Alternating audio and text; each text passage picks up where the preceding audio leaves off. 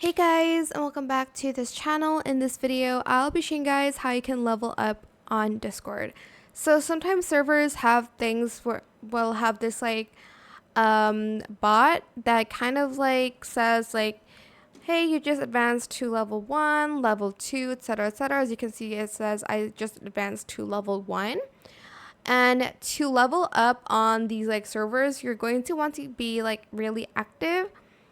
So on chat, I usually on chat um request songs and stuff like that, but you're just going to level up your Discord levels by just interacting on kind of any channel there is, especially channels where you guys where there's a conversation, I guess. I don't know how to explain that, but you're just going to interact a lot to level up, and the bot will be kind of um writing down, not really writing down, but the bot will kind of know when you've interacted enough, you'll get to level 2, 3, 4, and so forth. But yeah, that is it for this video.